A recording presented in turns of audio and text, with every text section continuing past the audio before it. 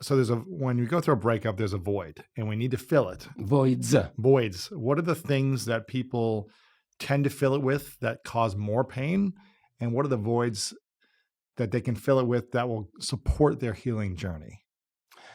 The things that people, I mean, I'm thinking, you know what those things are? It's tequila, it's ice cream, it's a lot of television, but it's numbing. You know, people tend to numb at the beginning, and I'm not necessarily opposed to numbing, because even if social support is very important, even if talking things out and getting perspective is quite important, even though there are all these things that are important, in the first throes of that pain, you're not going to be talking to friends 24/7. You just need to break from that. And Yeah. because every time you talk, you're hurting, you need to numb out Yes. every once in a while. So, you know, I'm not judging that. That's something you kind of have to do. But people tend to not know what to do. They think that what the thing will time. It's just going to take time. So I'm just going to suffer, you know, silently for however many weeks or months. But it's like, it does take time, but there's a lot you can do to move that process along so it's quicker.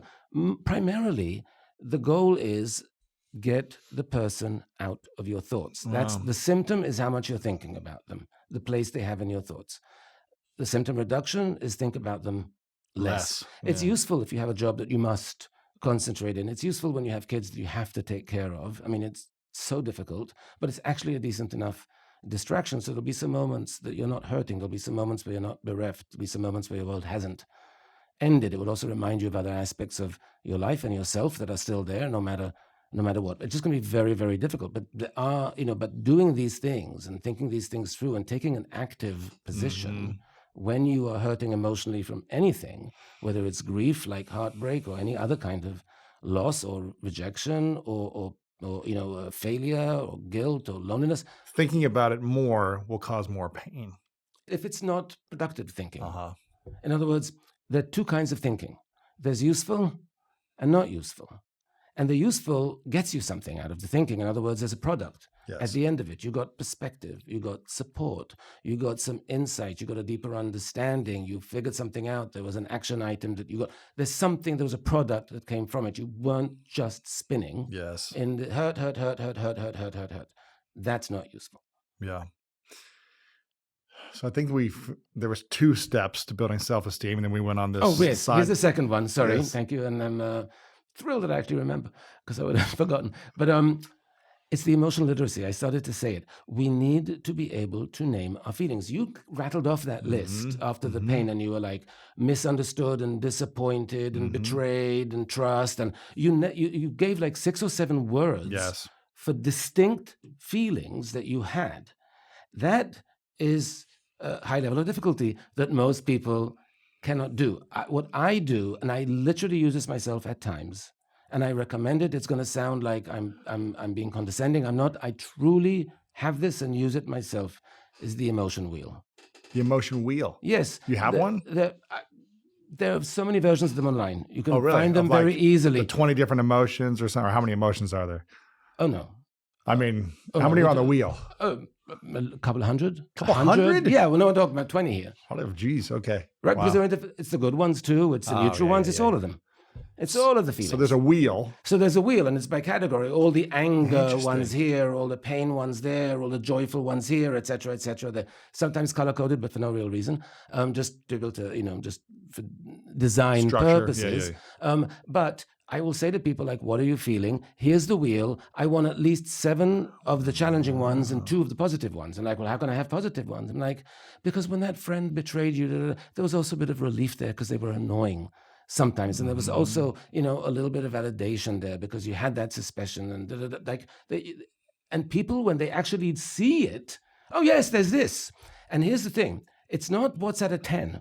That's 1 or 2 things. Some of them can be at a 3.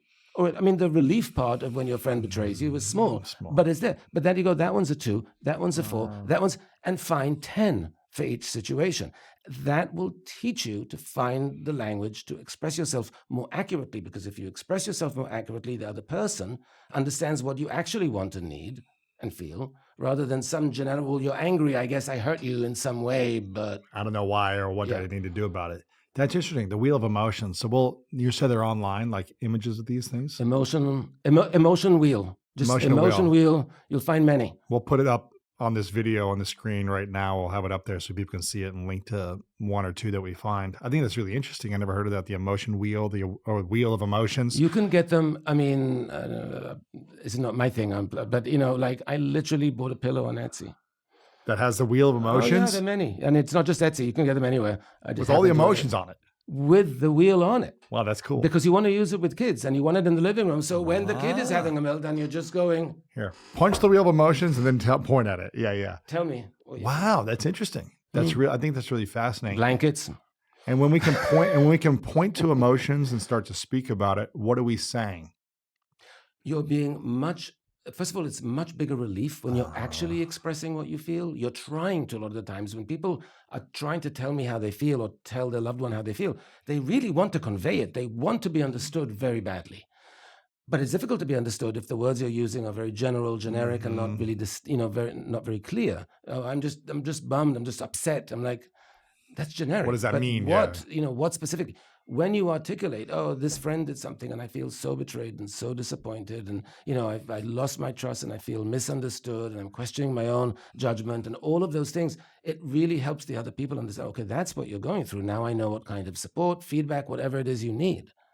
So what happens? I mean, this is fascinating. I don't know if I've heard of this, the wheel of emotions thing. It's almost like if you want to create the wheel of fortune, you need to be able to point out the wheel of emotions, what you're feeling. Like a color wheel, but it's not, because color wheels are very nuanced, right? And I'm a little colorblind, so like I am with primary colors, and like people are like, well, that's fuchsia, and I'm like, I have no idea what that is. Sure. Like I can maybe whatever. Now let's say we're able to communicate our emotions, but the other person isn't able to receive them or just can't handle it. It's just like, just figure out your own life. I don't know what to do.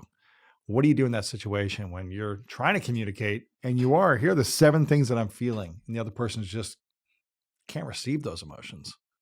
But the other person can say, I'm feeling a little overwhelmed by your list of emotions. Maybe we can put that wheel aside for just a moment because I need guidance from you about what you want, because I'm not sure what to say, or it's a lot for me and I just not sure how to react. What would be helpful to you? Yeah. And if the other person's not saying that, and they're just like, look, you will know when the other person's shutting down, because it happens a lot. And, it's often you will come and have this conversation and you'll go on for too long. You'll mention too many things. It'll be so overwhelming. It won't be this specific thing happened. This is how I felt about it. You always do this. You'll take a running start. Back in the 90s, you did it for the first time. Not necessary for the point you're making 30 years later.